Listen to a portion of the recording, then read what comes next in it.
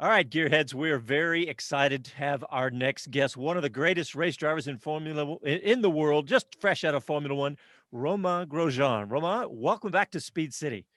Thank you very much. Well, we're Oh very man, great excited. to have you.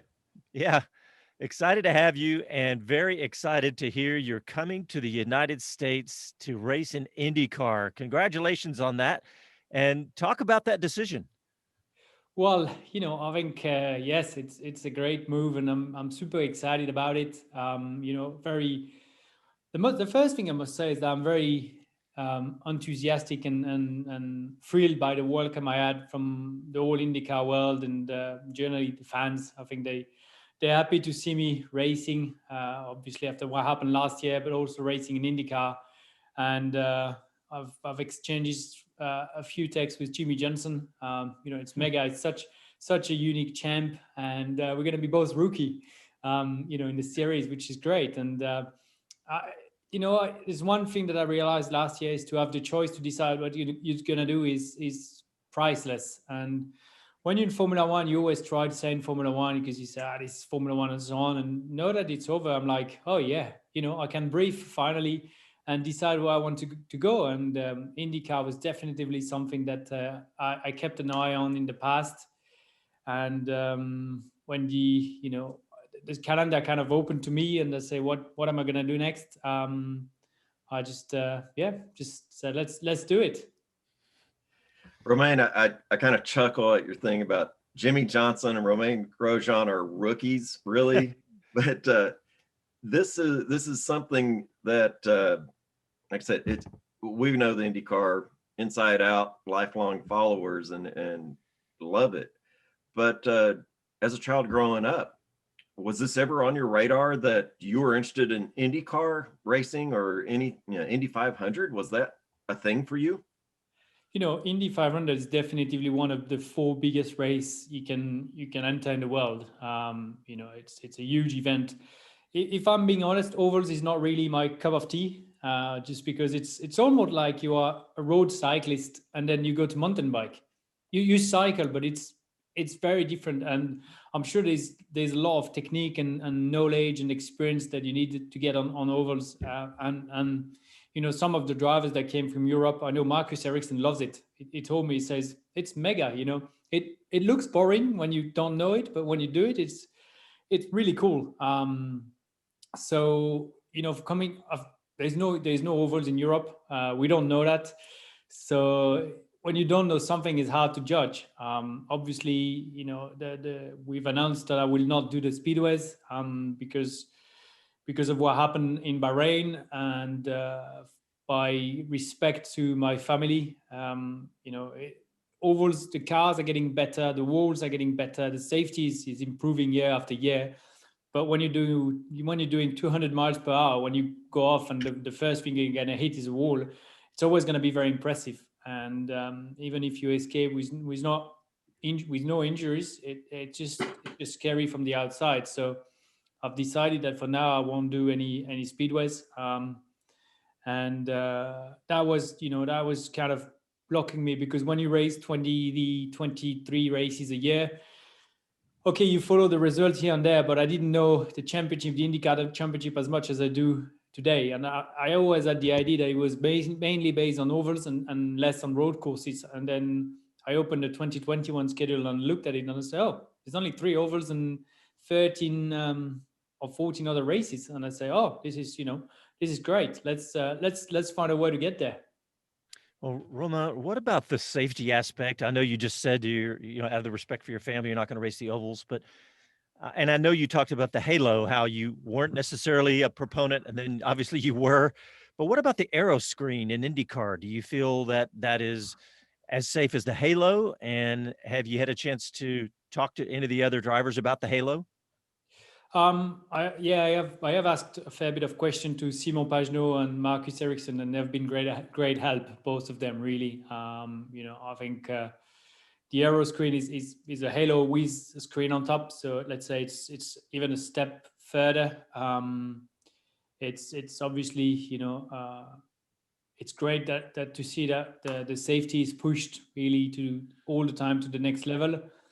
But when a crash happened, that it's my crash was not written anywhere. We haven't seen a Formula One on fire since Gerhard Berger, was it in the 80s, except the pit stop of Jos Verstappen. But we haven't seen any fire for 30 years. And here I come in Bahrain, and the car is absolutely on fire. And everything that we write in safety and everything, all the steps we do, they're always in a not control environment, but all the last big crashes have happened because nothing could have happened, or terrible things could have happened. If we look at Antoine Hubert, the impact between Juan Manuel Correa and Antoine Hubert, if he was a meter more to the right or to the left, would have been the same story. Same thing with Jules Bianchi. If he had hit the 1 more meters to the right or to the left, he would have been fine. All those crashes, obviously, they improve safety. And today, Jules Bianchi saved my life with the halo.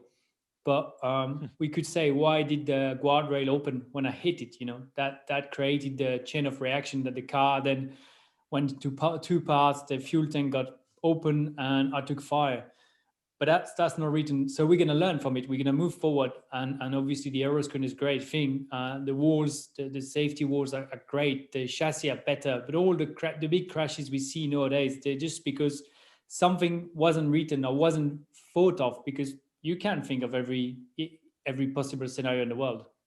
You're right. We had Dave O'Neill with us, your buddy from Haas, and he explained what happens after that accident to the equipment and the studies and everything that goes on to what is left of the car and all the video studies. And it's great. They don't give up. They actually dig into those examples and learn from those. No, for sure. We're working with the FIA. I'm very much involved in safety now. We're trying to understand what can we do better on the gloves. I had zero burn on my whole body, but you can see my left hand was touched. And how can we improve the gloves? How can we make it better? Obviously, your hands is the first thing you're gonna use to jump out of the car. How can we make sure that if there is fire, then it resists as well as the balaclava, the helmet, the underwear, and so on. So we're going to learn a lot from it. We're learning from every crashes in motorsport, and that's a fight that will never stop. Safety, we will always try to push it to the next level. Romain, I got a question, because obviously this was a big decision for you. By the way, going back a step, we've decided to start a Talladega Nights Jimmy Johnson, Romain Grosjean championship separately, because he's doing the same races that you're doing. So it's only fair that, that's how you're judged. So we'll be keeping a tally on the Johnson Grosjean fight. We're still developing the trophy, but yeah. But maybe it's a cowboy hat. We'll sort you out. Might be a barbecue rib. I don't know. My serious question is, though, am I right in saying that obviously this was a big decision for you, just to continue? I know you wanted to continue, but after that incident, and you were at a turning point, young family and so on, am I right in saying that your wife was a big part in encouraging you to continue to race whatever you chose to do? She's been super supportive. The week after the accident, obviously no one really wanted me to carry on racing. But then in my mind, even though I didn't admit it straight away, in my mind I was going to go back racing. I wanted to, and that's what I'm doing since 30 years or 20 years or 25 years, whatever.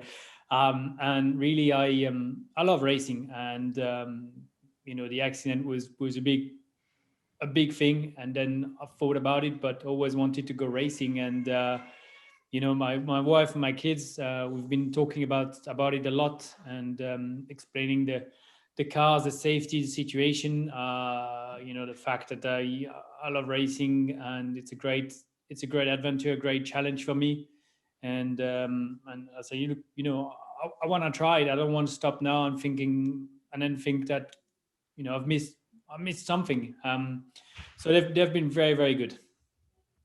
Romain, let's talk about IndyCar, the cars themselves. And I know you said you've been watching some YouTube videos. I want to ask specifically, we're here in Austin, Texas, and we had IndyCar here before, but have you watched any YouTube videos of IndyCar on COTA thinking that, you know COTA, you've raced it several times, and you get to see IndyCars on COTA. Did you do that? I did, and obviously I think IndyCar is much more like a Formula 2 car than a Formula 1. So if you look compare, yes, it's much slower, and in that aspect, you could think that it's a step back. But then you watch the races, and they're so close. They can follow each other. The strategy, the tires, the pit stop, the refueling makes it that the race is never over until the checkered flag. And that is so exciting. I mean, yes, you're going 16 seconds a lap slower in Austin, but it doesn't really matter if you have fun and if you have fun. And I think COTA is a great circuit, but I don't think it suits that much the IndyCar races.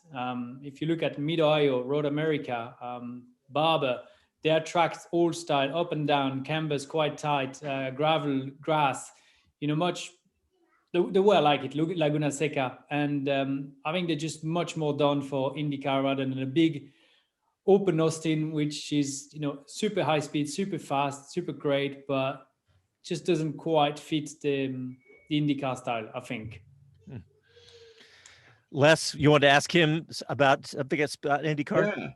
Yeah. So, Romain, for one, have you attended any of the IndyCar races? Which tracks, and which track are you most looking forward to? Laguna Seca is a personal favorite, but for me. But what about you? Well, I never attended a race just because I just the calendar and my career. Watching all the last few years, there are some amazing tracks that we're gonna go to. But if I have to pick one up, is definitively Laguna Seca, because when I start playing computer game or PlayStation 1, sorry, I'm old. Yeah. I think, what was the game? Touring car, something, Toka touring car. I think there were Laguna Seca on it, and I always loved it. So it's the one I know the most in the US. Oh yeah. Hey, Romain. The interesting thing is that that corkscrew. I don't know of another scenario or a profile of a track in that series. And then when you get there, I'm sure they'll tell you about the third tree from the left as your mark before you see that second apex. And it's funny, that tree has been there for so long. It's a known mark. Jonathan and I were there a few years ago and had a great time actually doing a story on the corkscrew. Good. Well, 1st of March, I'm there. So I'll find out about the tree. Romain, you obviously had quite a few options, and you still do. We had your old teammate Kevin on the show recently, and he was saying that his choice to go to IMSA was sort of opening up the world to him a little bit, and there are quite a few things he'd like to try. Formula One obviously is a very tunneled view. There's not a lot else you can do, but with this new sort of era for you here in the States, do you see yourself a bit like Alonso, maybe trying something else, maybe doing Le Mans or Pikes Peak or the Rolex or something like that? Is this something now that would have you got ambitions to do other things as well?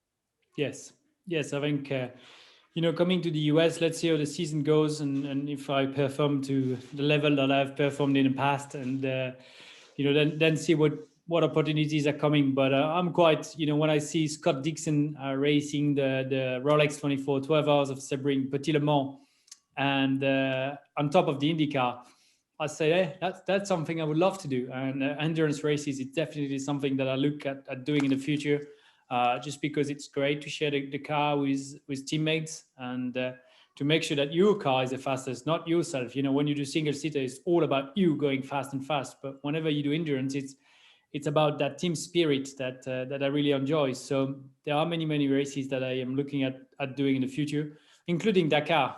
Dakar Rally is one that I love to do. So a little bit like Alonso. Yes, there are many things that I have on my list. I knew you were going to say that, because when he was asking the question, your face lit up and you were smiling. So I knew the answer was coming. But hey, Romain, I got to ask you something. Last year we watched all these young guys, Lando and Charles Leclerc, get on the virtual Grand Prix and get on Twitch and all these places. And then I look up, and there's Romain Grosjean holding a press conference on Twitch. He's got a fantastic new website, all this new digital. It's a very impressive digital array. You're showing these young kids how to do it now. Yeah, I mean, if I'm being honest with you, in March 2020, Twitch was, I had no idea what it was. Absolutely no idea.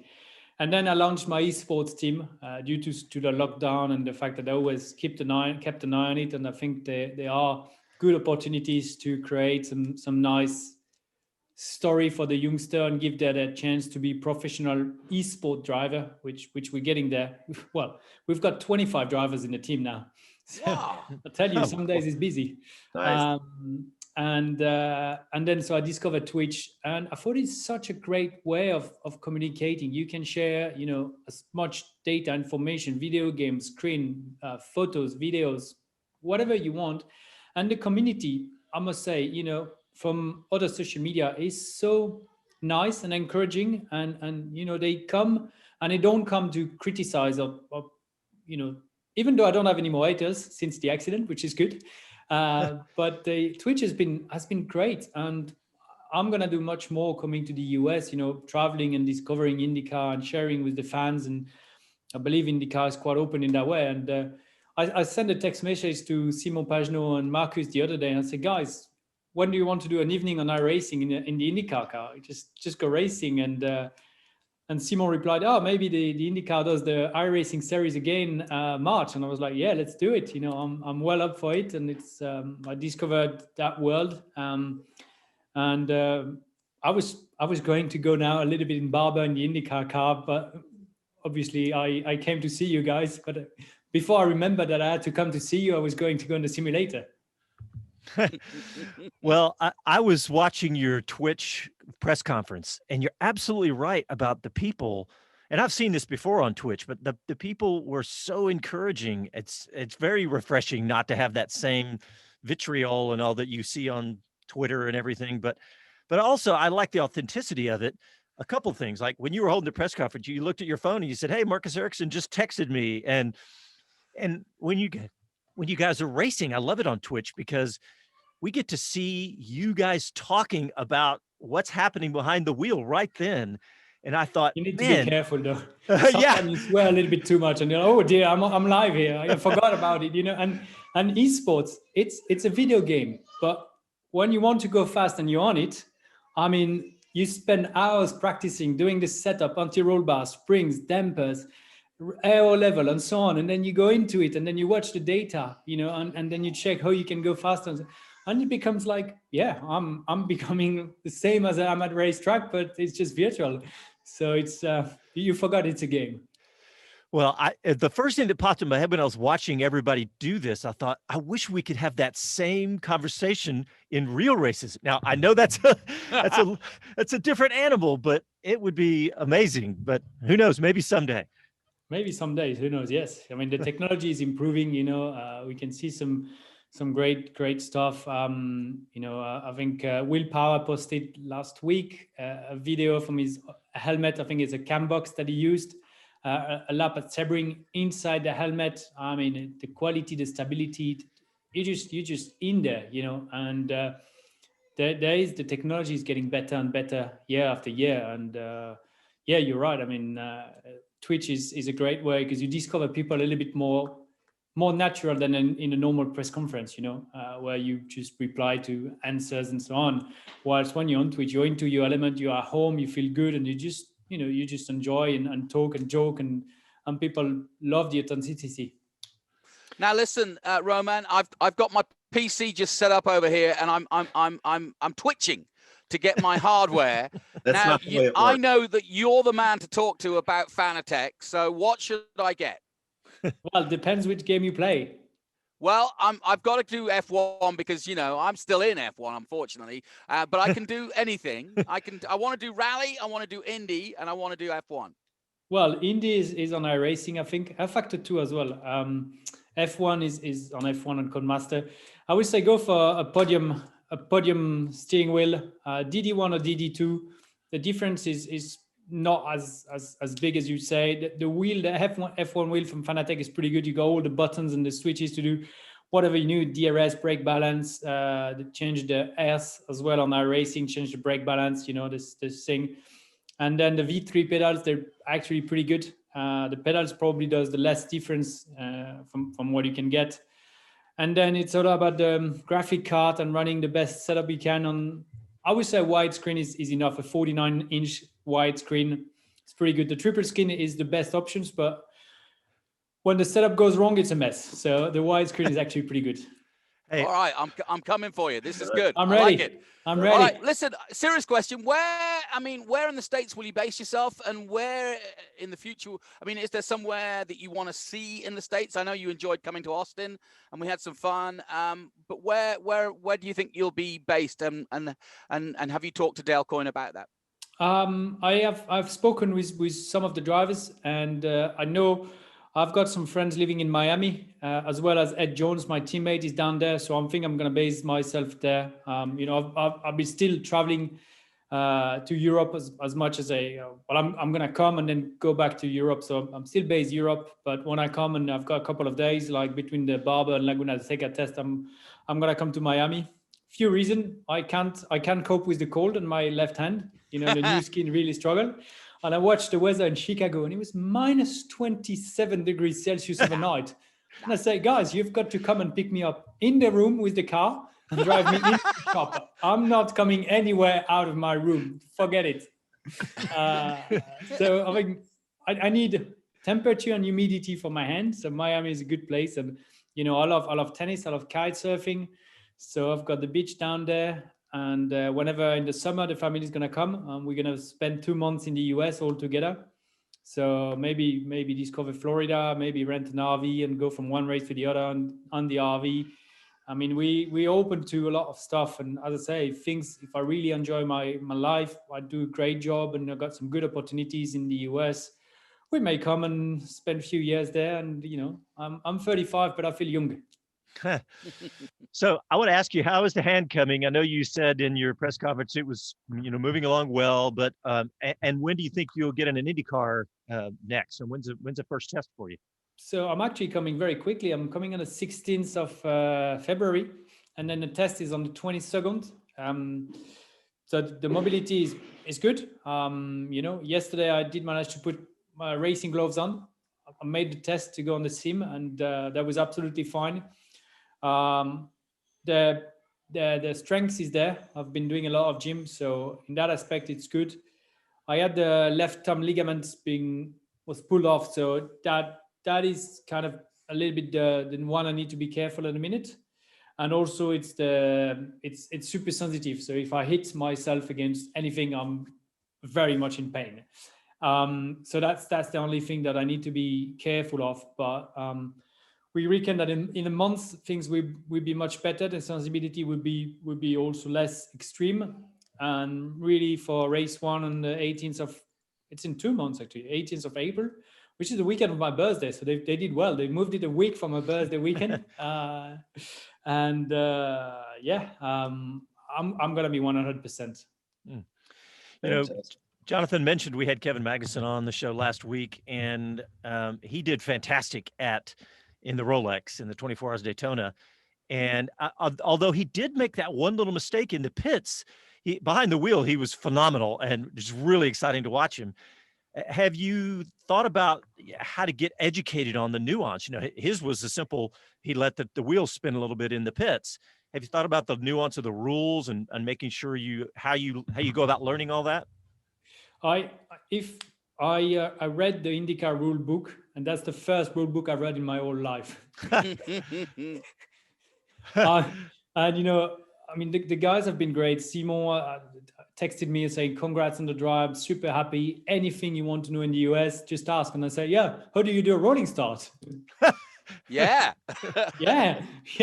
So, I've got thousands of questions. I think the guys are it's a different atmosphere from what I feel, and much more friendly in a way. And yes, there are many things that I need to understand. The blue flags that I don't really have the same meaning as we do in Formula One from the races I've been watching. I spend a lot of time watching on YouTube and trying to understand what are the right level of, what can you do and can you do. And obviously there's a lot of things I need to learn. And, don't forget that, yes, I have done 10 years in Formula One, but I'm going to be a rookie. So, a lot of things to learn, but, I was super happy for Kevin. He was so fast, and it showed that, yes, we were doing a great job with the car we had, but there was more tractor than a Formula One. Well, one of the Romain, things. I got one more question for Romain. Oh yeah. Well, I I wanted just to want to. go back to Miami on that. So he's going to be in Miami. You know, we're trying to get that second Formula One race. I think he'll be a great ambassador there in Miami to help Yeah. stir up the excitement of getting Formula One there. Even if you're, you know, on the microphone talking about it, nobody's got a better insight in Miami than you. Yeah, for sure. I've had, as you can imagine, I've had a lot of offers to do things around Formula One and comment and so on. And, I'm willing to do some stuff. I'm not a commentator, and I say, like, forget it. I won't do 21 races, 23 races, traveling and commentating races. But obviously, yes, I know better than anyone else apart from Albon and Kevin and Kvyat that are out of Formula One, what's going on. So Miami, I saw that, was it yesterday on the news, that it was maybe the closest one to have a second Grand Prix in the US. And, Yeah. it'll be a great place. It's a cool city. Obviously, there are many places where you want to see a Formula One Grand Prix. California, New York being the absolute dream from many years. But there are opportunities, and I don't know much about the US in terms of traveling and so on, but I am so happy to come and to discover. And going to Chicago, where the shop is, then Indianapolis, which is a huge name in motorsport as a city, and then obviously going to Alabama, California, wherever we're gonna go, Ohio. Road America looks so good as well. Yeah, I mean, I'm well up for it. There you go. Well, Well, I we got. remember you and I were walking down the street in Montreal last time there, and you mentioned there was one other city, and that was Austin. Well, I checked and compared the calendars. You have an off weekend, the weekend that NASCAR comes here, and I know you took some laps with Tony Stewart and actually took the 10 top, I think is the right term for you, out on COTA. What was your impression of that as we start looking towards COTA and NASCAR on the here? It was fun. We had a lot of fun. I mean, when I jumped back into Formula One on the next day, it was so fast compared to the NASCAR. Obviously, it's definitely not the same thing, but I could really understand why the racing in NASCAR is fun. You hit the brake at the 300 meters mark, and then it's, whereas in Formula One you're 70 meters, and then the all braking, and then you downshift and you try not to lock, and the car moves and it's heavy and so on. So we have the connection now with Rick Ware Racing. So if I have a weekend off, who knows? I may pop up in a car and just say, "Hey guys, I know the track. Let's go and have fun."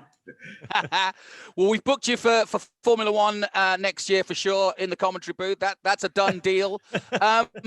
Romain, I just want to ask you though, you made a big, I always enjoy your decisions because it was a big decision to join Haas at the time, and people are forgetting that you chose what was a leap of faith with Gunter.